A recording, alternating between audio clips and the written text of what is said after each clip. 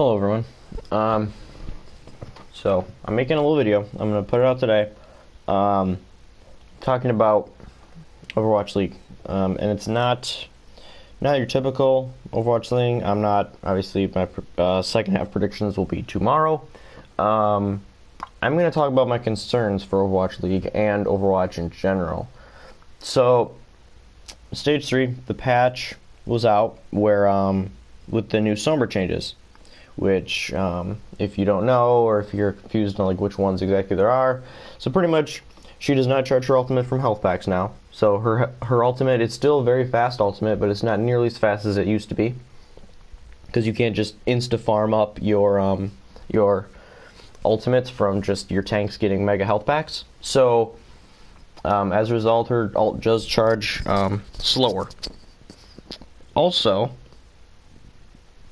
there is her hack has been, the time it takes for her to hack somebody has been reduced from 0.8 seconds to 0.65 seconds. Additionally, her when somebody is hacked, the effects are now a lot stronger.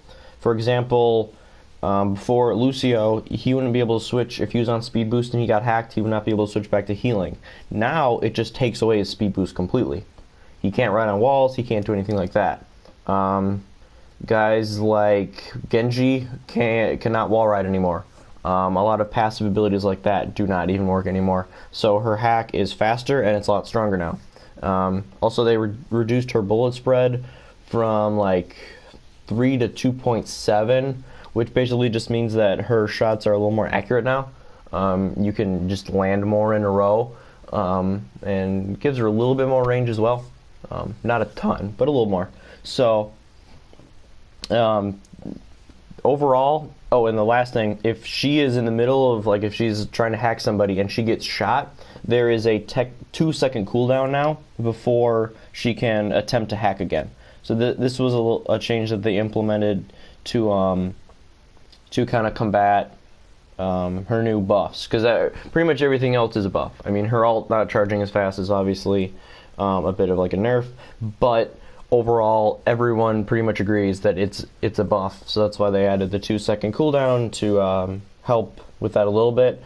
But if you watch streams, if you have heard from players, if you've heard pros talking about this kind of stuff recently, they pretty much all agree that she's busted. I mean, she's pretty much OP at this moment, and I'm pretty much in the same boat. I am a Sombra player. I'm gonna check how many hours do I have on this account. I believe I have 20-some modes. Sombra 31 on this account. I probably have about 7 or 8 on my alt account, and then a couple more on Xbox. So overall, I have 40-some hours at Sombra, which is, I mean, obviously there's people that have way more, but that's a pretty good sample size, and I know Sombra pretty damn well. Got her gold gun and everything. Played her much. I've played her what, this season 4 hours ish. Yeah, about 4 hours.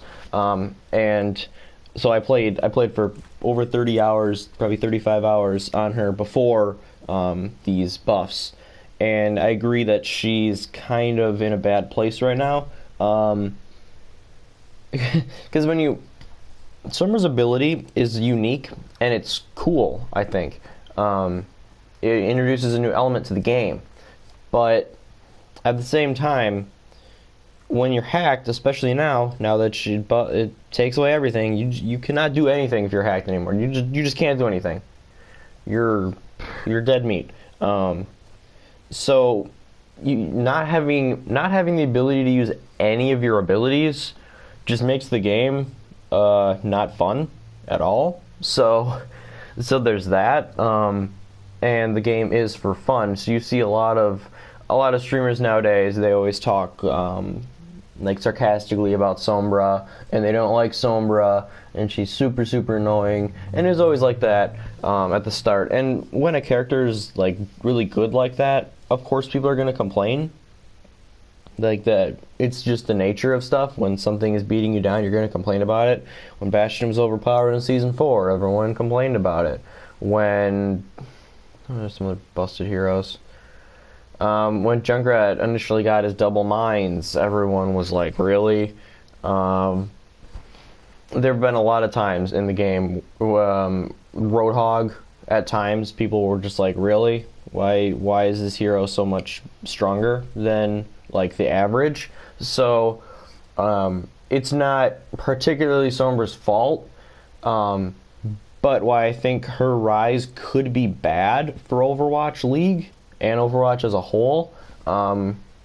We're at a time right now when Fortnite is extremely popular. Obviously, it's the most watched game on Twitch now. Insanely popular. I don't think it's gonna die anytime soon. We'll see. In the next few months, I think it's going to be interesting because of the nature of Fortnite. But people have been playing it for a while, and no one seemed to get sick of it yet. I still have fun when I play it. So there's that working against Overwatch, and just because of the nature of Sombra's game, it makes it very hard for especially Overwatch League players, and it's hard to describe because for us in comp, you're probably thinking, okay, if you're just like a regular player in Overwatch, you're a gold, you're diamond, whatever rank you are, doesn't matter. You play Overwatch a decent amount, you play some comp, even if you don't play comp, you just play quick play a bunch for fun. You're like, okay, yeah, Sombra's good right now, but at least she can't EMP as much as she used to, and okay, one of my guys got hacked, that's fine, like our Reinhardt got hacked, and we had to run away a bit because we didn't have a shield. But I mean, it's not the end of the world, right? You're overreacting, right? Well, I thought about this a lot last night after watching the matches, and I slept on it. I was like, my team lost yesterday, so I'm like, maybe I'm just salty about it. Maybe I'm just really salty, and I'm like lashing out at Sombra and just blaming. So I was like, okay, I'm gonna sleep on it. I'm gonna think about it. I'm gonna come with a clear head, and I'm gonna just say what I'm thinking. And say if I think that there's an issue, and I do think there is one. Because Sombra's ability to hack is so critical, like, oh, there's another thing. D.Va's Matrix, that was an example. When it was 6 seconds, I think, before her changes where she got the missiles, and now her Matrix doesn't last nearly as long, people complained about that too. Like, that was a big thing for people. They were like, she just sucks up all the abilities in the game, this is dumb. Well, Sombra technically is doing more than that, because there are some things that still go through a D.Va Matrix, like Zarya's regular beam, pretty much like energy stuff like that, May's blaster. I'm sure there's a lot of other stuff I can't really remember right now, but there are like melee attacks, Reinhardt's hammer, stuff like that. You can still get hooked through the Matrix. Yeah, and you can still get hacked if you got Matrix up. So there are ways around it. With Sombra, if you get hacked, you have to hope. You have to hope and pray that your team can like keep you alive until you have your abilities back and you can defend yourself. Like, there's so many heroes now where it's like, if you don't have your abilities, what do you have? I mean, Reinhardt, if you get hacked, you can't do anything. All you can do is swing your hammer and pray to the Lord. If you're D.Va, you're a huge target, and you can't like fly away fast. You can't put up your Matrix. All you can do is shoot your little blasters.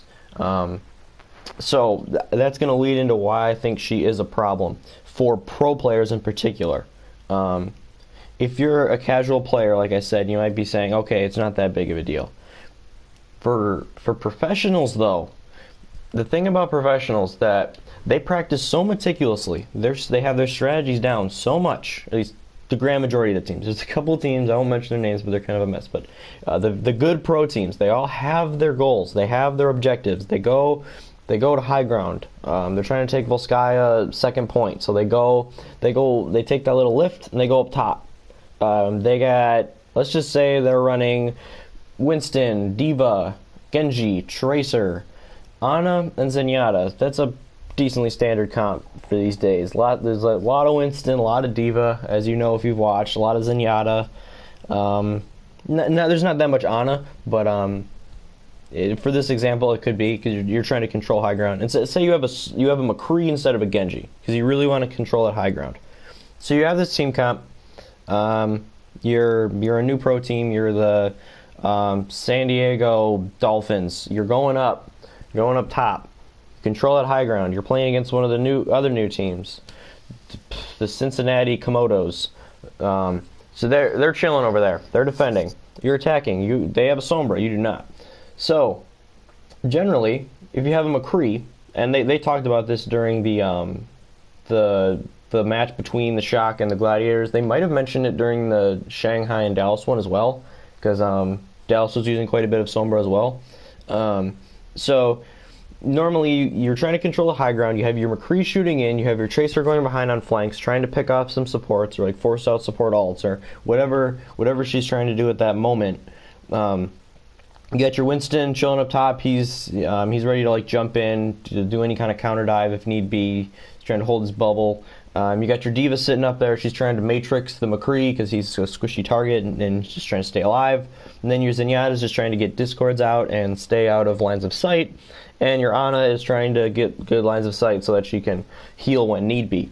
And of course not be too exposed. So the enemy team, they're getting ready to dive. They have a Winston, they got a D.Va, they have a Lucio, a Zenyatta, Sombra, and then let's say Genji. So they're gonna dive you. That's the dive-oriented comp. So you're waiting for it. You're like, okay, once they dive, we're gonna counter dive, because a counter dive obviously is when like say the Winston, the D.Va, and then the Tracer, they all converge on your team. Your whole team leaves and you dive their supports, because if they have like Zenyatta, he's not going to be able to dive with the team obviously. So you counter dive and you catch their dive and you destroy their supports instead of the other way around. That's essentially the purpose of a counter dive. You kind of catch like the Winston. The Winston's jumping in. Everyone focuses him. He goes down really fast because they're going for your healers. So the D.Va Matrix is very key in this, because the Genji's going to be throwing his shurikens in there. The D.Va's going to be probably shooting her rockets in while boosting in. And the Winston's going to be jumping in. I mean, you can't block Winston's shot with the Matrix, but his damage is pretty minimal. So as long as you're okay, as long as he's pretty much the only one putting down damage. So it's not a huge deal if it's just the Winston. If you can block a lot of damage from like the Genji, say the Zenyatta's throwing orbs over as well, if you can catch a lot of that damage, you're in good shape. But wait a minute, the Sombra is chilling. Like, she goes invisible. She runs up kind of behind. Obviously, you guys are focused on the dive from the enemy team, because you're like, okay, these are the important guys. They're about to come in. Oh, Sombra hacks your D.Va. And a lot of times, if you don't see the Sombra go invis, or if you don't just get a lucky guess to make, say, okay, she's going to pop up over here, I bet, and you start shooting and you reveal her maybe, the chances of that are very low. Now that her hack is 0.65 seconds, that's a huge difference actually from 0.8. A lot of the time, you can't even react fast enough. So your D.Va's hacked now. Uh-oh. You can't catch any of the damage now. What are you going to do? So they dive in, and your Zenyatta just gets melted. He's gone. Now you're trying to attack. They have a Zenyatta. You do not. You don't really want to counter dive because you no longer have that Discord orb, and you lose some of your healing from the Harmony orb, and you're in trouble. You can't. 99% of the time, you cannot 5v6 on attack unless your D.Va throws in a bomb and gets 5 kills with it. But in this situation, that's obviously not even going to work. This is the pro scene. You don't just throw in a D.Va bomb and get 5 kills. So you're basically screwed. You're out of luck. You say, okay, crap, everyone retreat. You start retreating. They'll probably kill a couple more of you at least, if not wipe the team, because when a team just starts retreating like that, the other team has a huge advantage, especially when you're down a healer and your D.Va is hacked. She's probably losing mech there. Chances are high that she's losing mech there, unless your Ana does like a really good job of keeping her up. So, and it's essentially the same thing for a lot of different situations. Say she hacks the Ana. Okay, you can still catch some of the damage with the D.Va Matrix, but if they charge you with pretty much their whole team, if they're like a whole team of dive, they got the Lucio speeding them in, they got the Winston, the D.Va, say they got a Tracer with the Sombra, and they're all shooting in at you. Ana can no longer put someone to sleep to protect herself. She can no longer throw her biotic grenade to prevent healing for the other team as well as get healing onto your players and like help, say, your Lucio, give them more healing. So your Ana can't do anything really. All she can do is shoot her gun, and if they're diving you wholesale like that, she's probably dead. Okay, say they don't say you're still rocking the Ana Lucio. They have Lucio. A strategy that a lot of pro teams use when they have a Lucio is if they get into a bit of trouble, they will speed boost. Lucio will use his speed boost. The whole team is right around him. You can move away from the fight. Say if a fight's going badly for you at the beginning, or you just want to rotate really fast, or if you want to like split their team, like if 2 of them are flanking you and the other 4 are coming from the top, and you want to just rush at the 2 and try to pick them off, you speed boost in there. Well, what if Sombra hacks the Lucio instead? Well, no more speed boost, no more really healing, no more speed at all. So now your team's immobile. They're not immobile, but they're less mobile than they were. So the enemy team jumps in and you die. Essentially, unless someone on your team like makes a hero play. But a lot of the times, because all the players in the league are so good, when one person loses their ability, it's essentially a 6v5, and we know how 6v5s end in Overwatch.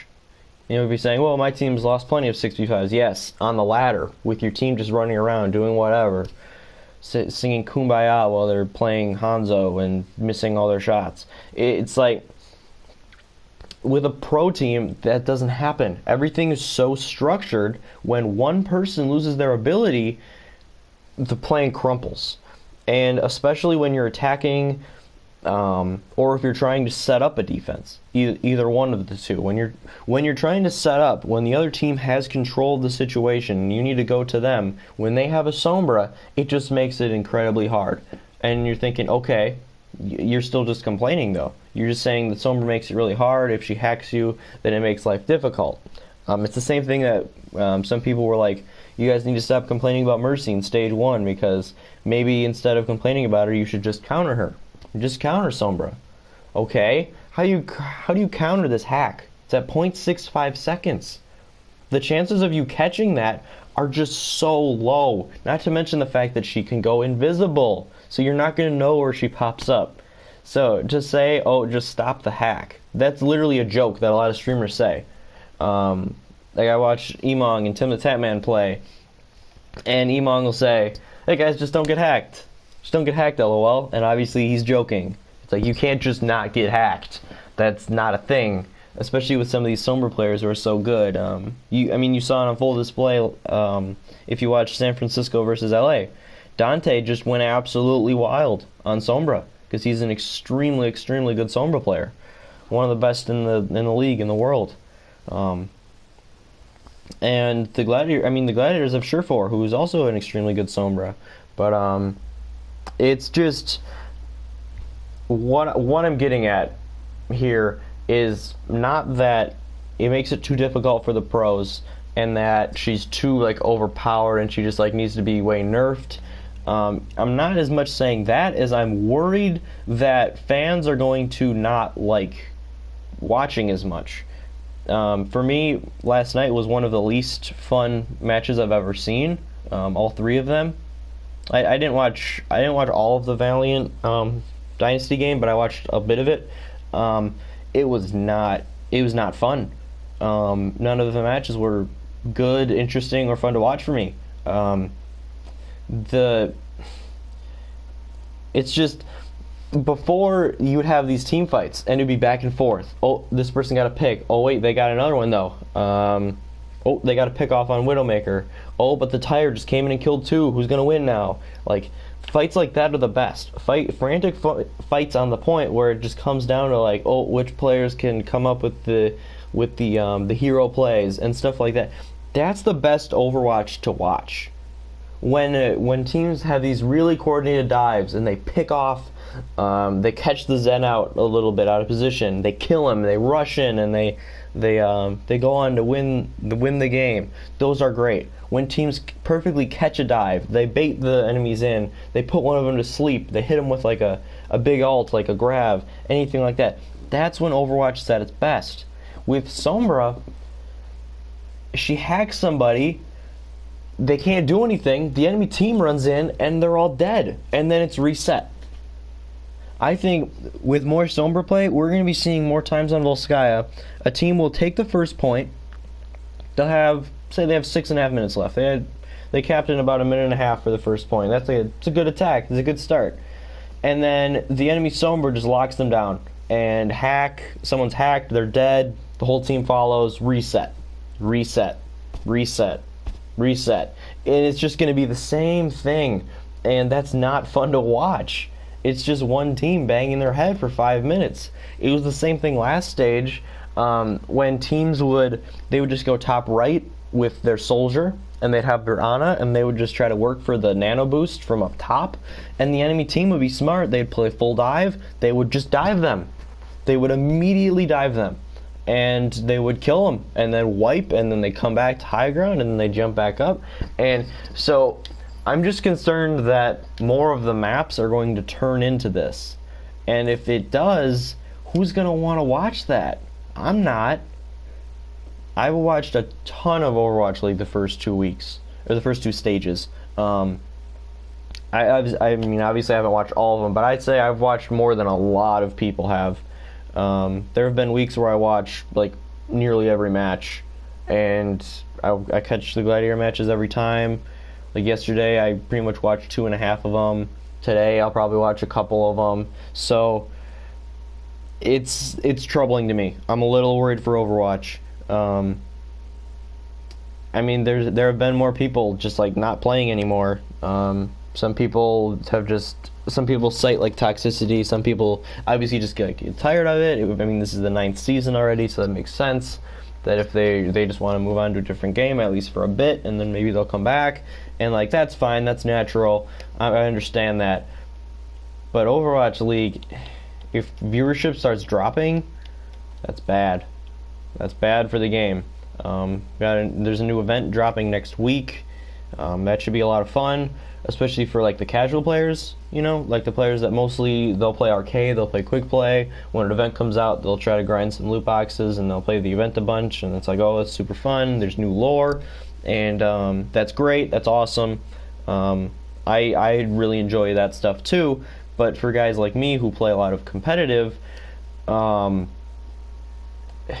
seeing no changes again, there hasn't really been a wholesale meta change in so long. I mean, the only thing of late was, I guess, like they did nerf the Mercy meta out, but dive comp has been around for like 5 seasons. All we see is Winston Diva in competitive. All we see is Winston Diva in Overwatch League, except like certain maps, like Kings Row, which is by far the best map to watch in all of Overwatch League so far. So when you add in Sombra to this, are people just going to be done? Like, it's the 3rd stage. People have already watched 20 matches. This meta is barely going to be different than last. I think it'll be similar to stage 2, but more annoying and more boring, just because Sombra is going to be way more used. Like, San Fran used her on every map. Gladiators used her for 2.5 of the maps, I guess. The Fuel, I think it was at least 3, maybe 4. The Dynasty tried the Sombra a lot. It's just like, oh man. Oh man. I'm nervous. As you can tell from my voice, I'm nervous. So hopefully some teams come up with ways to stop her. I mean, I know some people, like the Gladiators, ran McCree on Numbani for the last point, and that worked pretty well. But that's not going to work in every situation. That only worked because you can have your supports in the back with the McCree, and you can still have sightlines on everyone. But you can't do that for every map. You can't do that for every part of every map. So we'll see. Hopefully the teams come up with something that'll stop this. But yeah, if it's just more same old dive comp, and now with Sombra just draining the fun out of the players and the fans, we'll see. We shall see. So hopefully Blizzard is on this. Hopefully they're making some changes. Maybe it'll work out. Maybe I'm overreacting a bit, but the signs aren't great for me right now. So I'm definitely going to watch the next couple of days to see what the different teams do. And yeah, I'll see you guys tomorrow for predictions for Friday and Saturday. Thanks for watching, and I'll see you next time.